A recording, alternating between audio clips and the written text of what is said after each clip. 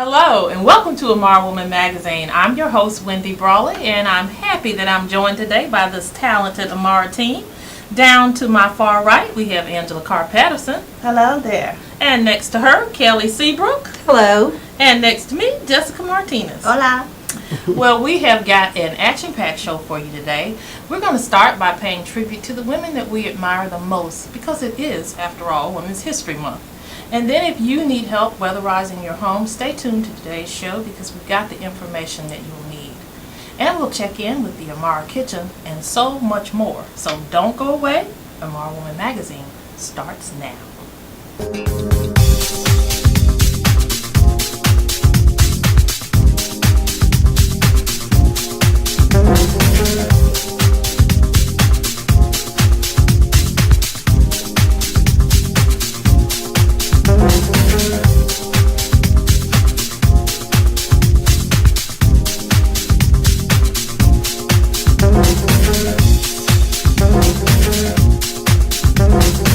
Welcome back. March is Women's History Month, and what better way to pay tribute than to talk a little bit about the women we most admire. So Jessica, please share with us, who is the woman that you most admire? Well, there of course are many women like you all. I admire each and every Smart one of you.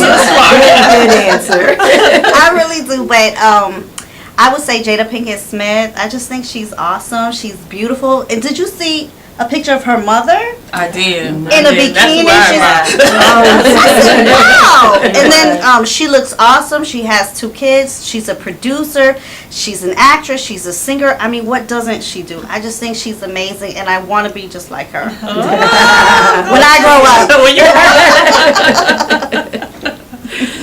Well, I I'm from movie star to grandma. I really admired my grandmother. You all would have to have known her. She raised me, all of a 5th grade education, but the smartest lady really I've ever met, and just was the salt of the earth, but kept it real. My friends in high school used to call her Funky Granny because she was really that kind of person, always up on the times, but yet still knew how to keep you grounded. So, and I, as I've grown older and now old with kids and grandchild of my own, I really have come to really respect what she laid in me. You know, the things that she gave me that said you're as good as anybody, but don't think you're better than anybody either. And so that kind of, put me in the frame of mind for life, that no matter where I find myself, whether I'm in a room full of elected officials and I'm not, and that I can feel my own and feel confident of who I am. So I admire that about her. I don't know that she realized that she had that kind of impact on her girls, because there were a lot of girls in my family. But she was a strong woman. I put her right up there with Jada's mama. And Mom, you mean a lot to me too.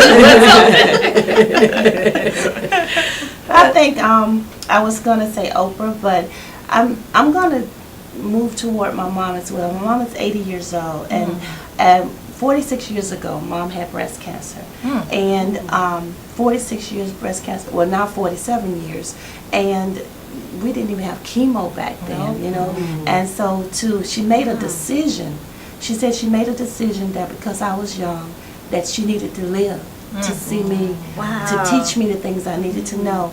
And she did. And here she is, 80 years old, and she's having some health issues now. But my mom actually, after she overcame breast cancer, she went to cosmetology school and owned and operated her own salon for 38 years. All right. And was a very successful businesswoman. And so, Mom, if you're watching, I'm very proud of you. I love you so much. You mean so much to me. And as she's gotten older, and she's funny, she's comical, she's very relevant, she's everybody's mom. I met your mom. Everybody She's calls real her, wears her high heels, everybody calls her mom. And I just, I just think she's just a phenomenal woman, how she stands tall in her purpose and in who she is. And she's been an awesome woman. Oh, that's great. Well, I'm going to piggyback on you. I think Oprah is phenomenal. Yeah. My mom is nice too. She does some good things, but I think Oprah is just phenomenal. I mean, who has a daytime, #1 rated daytime television show and then decides to have her own cable network. Yeah. I mean, she's always thinking out of the box. You know, there is a saying that I just absolutely love. Actually, I have a T-shirt, and it says, "Well-behaved women seldom make history." Yeah. That's true. And that is absolutely true. And she is the type of person that takes risks. She's strong, she's smart, she's intelligent. And then she's also, you know, gives back to the community. You know, when she saw a need in South Africa Yes. to start that school in South Africa for South African girls, you know. And, you know, she didn't have to do that. But, you know, she sees a need, she fits the need, and she progresses and grows constantly, and she's ever evolving. So I really admire Oprah for that. And you know, it's funny that you picked her because she's not afraid to reinvent herself. Absolutely. And she'll say every day, you know, she believes in that. And I think if we could all kind of be cognizant of that as we live our own lives, not to be afraid of what the next phase of life brings to us, to reinvent ourselves. It's a good pick. Along with Jada's mama. I want to be just like that. Awesome. Well, speaking of women, we're going to segue into our next topic. I know you've noticed that Hollywood has really done a great job with having women on television and in the movies. We've got all these leading ladies and new television shows. But my question is, are we being portrayed or are we being betrayed in the media? As what we see in a real representative of who we are as women.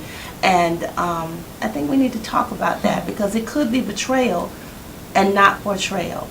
We have the Cookies, the Olivias, the Real Housewives, and that whole franchise. And there's been a lot of talk of Olivia and Scandal, and the haves and have-nots. Yeah. So I'm wondering, is the image that's being portrayed, is it hurting us or is it helping us? Well,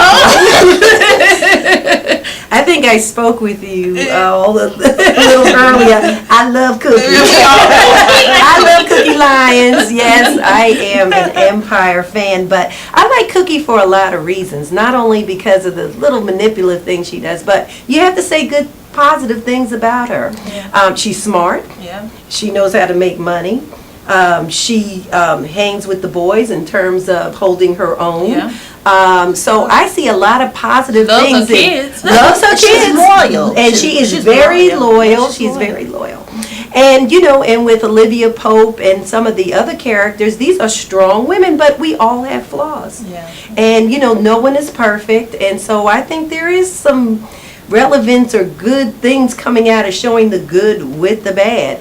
I was thinking when I was going over this particular segment about how Cindy Crawford did the picture of her without it being airbrushed, and how she actually looked. She's not perfect. Supermodels aren't perfect. People aren't perfect, and so I'd like to see strong women with some personality flaws, and that they are still able to be good people, to get their jobs done, to hold the family down and everything else. So sometimes it does, Angela, take it to the little ratchet level sometimes. But overall, I think A little ratchet ain't bad. A little ratchet ain't bad.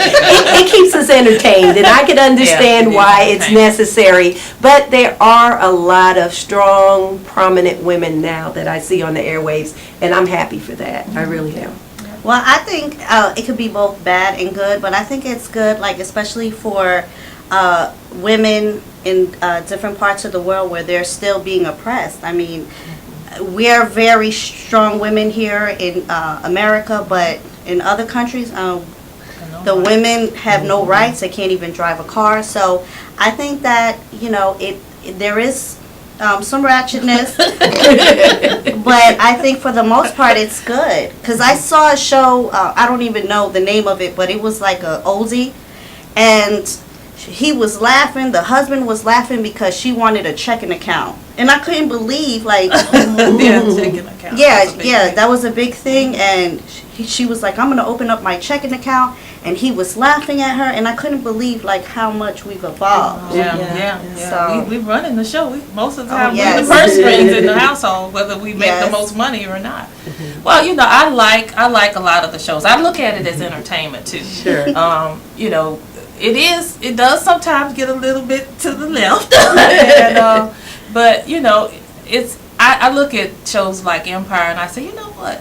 That's the Black Dallas. It really is. Instead of oil, they've got, music, and this is their legacy. So I really see it as entertainment. I think, though, we just probably have to be careful about what we let our kids see. Sure. And a lot of times those images, if that's all they see, then it becomes, what they aspire to be, because after all, these are famous people. They're on TV with all the ratchetness sometimes, but, whenever I was younger, I remember, and this was a long time ago, I'm telling my age, but when Peyton Place used to come on, nobody young could be around. We'd have to be, first of all, it came on kind of late, but you had to be in the bed. That was just for adults to watch. But now, those kind of shows are on at 8 o'clock. Yeah. Look at what's on at 8 o'clock in the evening. Right. So I think as long as we don't allow our young folks to be focused on just those kinds of things, and we have discussions with them about what's real and what's TV, and provide for them some other role models. Let them see some of the good things that are on television too, because there's so many channels. We don't have to watch the same thing. So, but for me, I think it's good entertainment. It's good to see ladies, coming into their own stride and doing it their own way, And I think that's really, I agree with some of what you said. I'm very concerned, however, on how we're being portrayed, the animalistic type of identity, and we have to understand that our young people don't know how to filter what you could filter, and as entertainment and reality, and a little leaven's the whole lump, and I think But that's where the parents come in, no? Well, but this stuff they have access to this all day. Yeah, that's true. On digital media, so we have to really be careful on what we call entertainment, because is it impacting our girls and the way they view themselves, and our behavior never lies. It's always going to be consistent with how we see ourselves. That reminds me of the sorority show that was on. I can't remember the name. That was on cable, and all of the deltas and the AKAs were just in an uproar because it was really portraying sororities in a very negative light. And some of the members of the cast who were in fact sorors were asked to leave their sorority because they were so insulted. The sorority leadership was so insulted with their behavior. So, I do think sometimes you can cross the line, particularly when you're portraying a group and not just your individual self. Well, ladies, that was an awesome topic, but we gotta go to our break. We'll be right back. We all have something neatly tucked away in the back of our mind. A secret hope. That thing we've always wanted to do. It's not about having dreams. It's about reaching them. An ally for real possibilities. AARP. Find tools and direction at aarp.org/possibilities. Welcome back. Well, I hated to leave that topic. We'll have to revisit it, Angela. Absolutely. But, just turning for a minute to a news hot topic. I don't know if you all saw 60 Minutes a few weeks ago, but they did this they broke the story really on lumber liquidators. That company is very well known in America. And it seems that they were caught importing into America laminate flooring.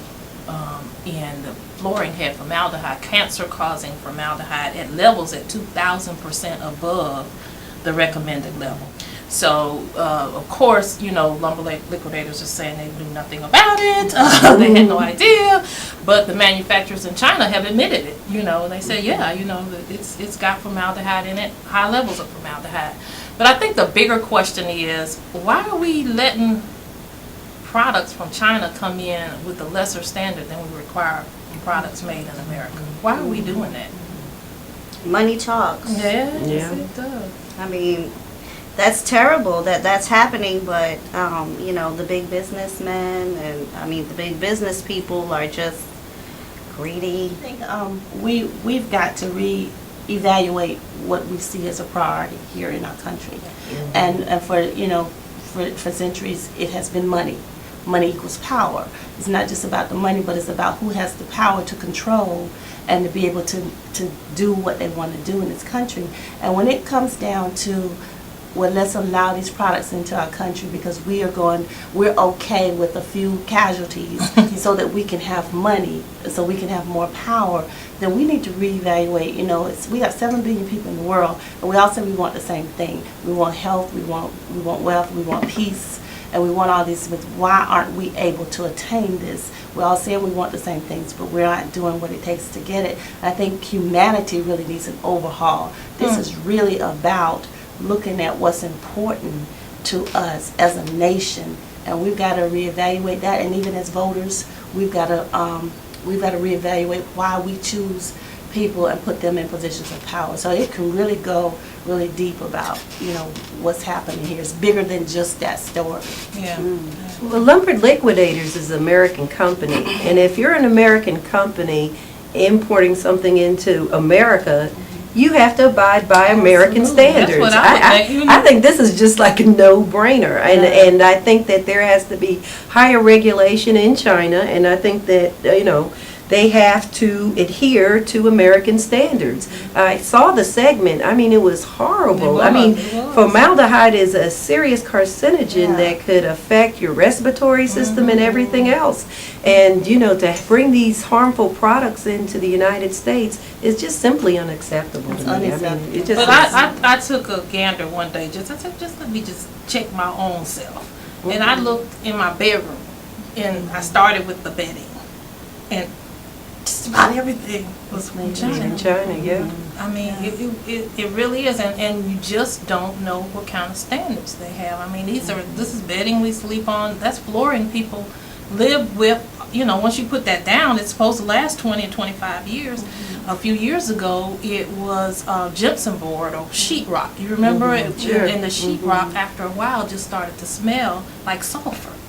So can you imagine your whole house smelling like sulfur? So, and that too was a product from China. Don't you think we need to look at ways, we've got to explore more ways to create our own products here? I agree. And Oh, that goes back to the laws and the penalties and the taxes and all of that. We've got to look at ways to provide more jobs here, more manufacturing jobs here, and not look at China where we have a bigger profit margin if we take it to China. And I think that we've got to look at what we're doing here, and not as an entrepreneur myself, of course I would want a bigger profit margin, but not at the risk of someone's health, and not at the risk of sending jobs over there when I can employ people here. Absolutely. And it's all about loyalty and your community and your country. We got to cut it short because we've got to talk to you about weatherization. If you need your home weatherized, stay with us because we've got some information that will help you, and we guarantee you the products won't have formaldehyde. So stay with us. We'll be right back.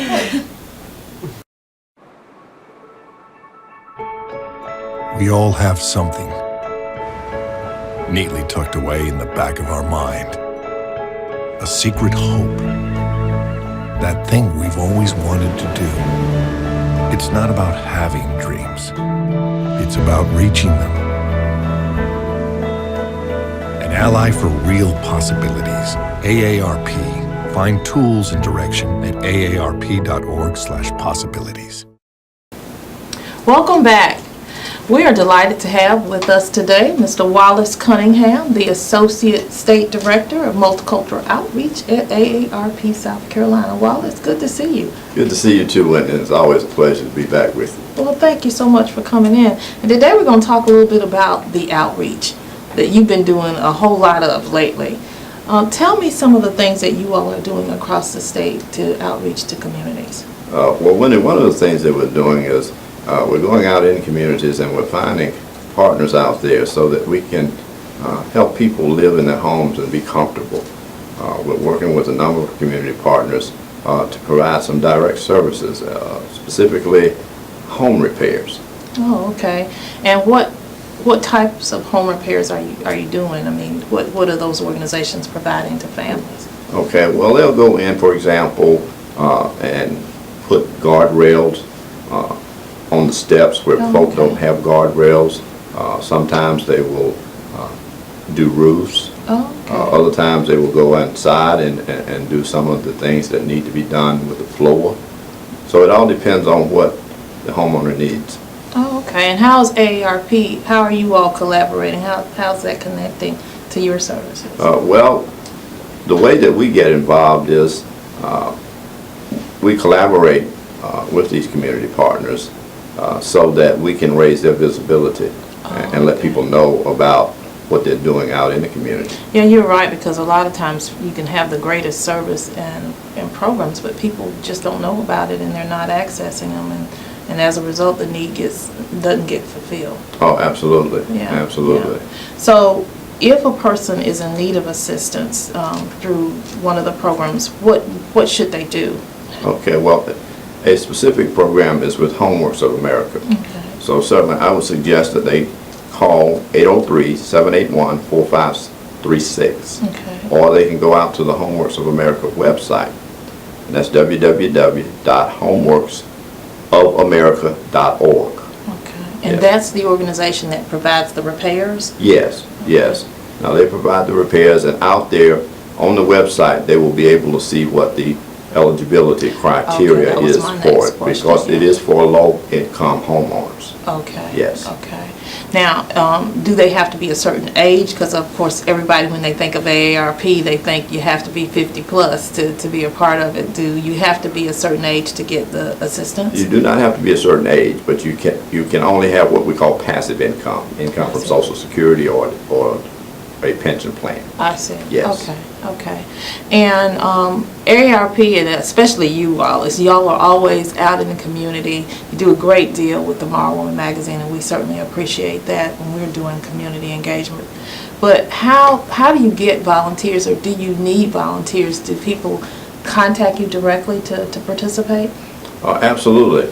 Volunteers come in all sorts of ways. When we are out, for example, we were out at the Amara Leadership Summit, and we had several people there that offered to volunteer, and I followed up with some of them, and they are now AARP volunteers. So, that's wonderful. So absolutely. So when we're out with you and other community partners and at other events, people will come up and we will talk about volunteering with them, and then they come on board. I think sometimes people think of AARP as just an organization for the 50 plus and really don't understand how that impacts the whole community, that you all are really involved in communities for all age groups. Well, yes, absolutely. And what we say, the 50 plus population and their families. And their Because they're not isolated away from their families. Well, Wallace, great information as always. We'll make certain that we let folks know about the contact information for the Homeworks program. And thanks for coming in and being a part of the show today. Well, it's always a pleasure, and as I always say, we just are delighted to have you as our Regional Volunteer Director. Thank you so much, sir. Thank you so much. I'm enjoying my volunteer aspects as well. All right, well, stay with us. We'll be right back. All in together now, we can make it better now. Come on. Moving a little and eating better every day can help make you and your child healthier. Search We Can to find out more. Welcome back. We have a delicious recipe cooking in the Amara kitchen. Today, I'm going to prepare for you a real simple recipe that uses sweet potatoes as part of a sweet potato and bean soup. And it's really simple to make. You know, a lot of the research out there says that we need to incorporate more beans and more vegetables like sweet potatoes that have the antioxidants and the beta carotene in it. And this, when I found this recipe from the American Institute for Cancer Research, it was very interesting because I've never thought about using sweet potatoes in a recipe. So I thought it'd be great to try. It's really simple and easy to make. So you start out with, we have 2 cups of, 2 32-ounce containers of broth, and I'm just going to add those into the container. And we have 1 medium onion diced. Also have 3 stalks of celery that are chopped. And have 3 to 4 medium sweet potatoes that are peeled and diced into about 1/2-inch slices. And then we have 1 6-ounce can of tomato paste. And you put that on and bring it to a boil. And then you add a 1/4 teaspoon of cumin, 1/2 teaspoon of paprika, and salt and pepper to taste. And then you bring that to a boil. And once it comes to a boil, once you turn it down low and let it simmer for about 25 minutes until the vegetables are tender. Now, you don't want to overcook it. You want the sweet potatoes to kind of keep a little firmness to them. And the recipe says salt and pepper to taste. You don't have to add any salt. I started with a real small amount, like 1/2 teaspoon, and then I added 1 teaspoon of black pepper. So just let all that come to boil. And then once that's done, we'll add our garbanzo beans. We have 1 15-ounce can of garbanzo beans, and then 2 cans of the white kidney beans, and drain and rinse them, and then you just add them to the soup. And then let that cook for about another 3 to 4 minutes until the beans are warm. And then if we move over here, I have one ready for you. And it really is a nice tomato-based soup. And in the recipe, they also recommend that if you want a real creamy soup, that what you can do is take some of the soup and add it to your blender or one of these new machines that you have that will dice up fruits and vegetables. And you blend all that together, then add that back to your soup. And what it does is it gives it a real creamy texture to the soup, and it's almost as if there's, a little cream or something, a little butter or something in there. We don't have any in here, but as you see, it gives it a nice creamy texture. And this is great for a nice winter meal that is warm, and the taste is really great.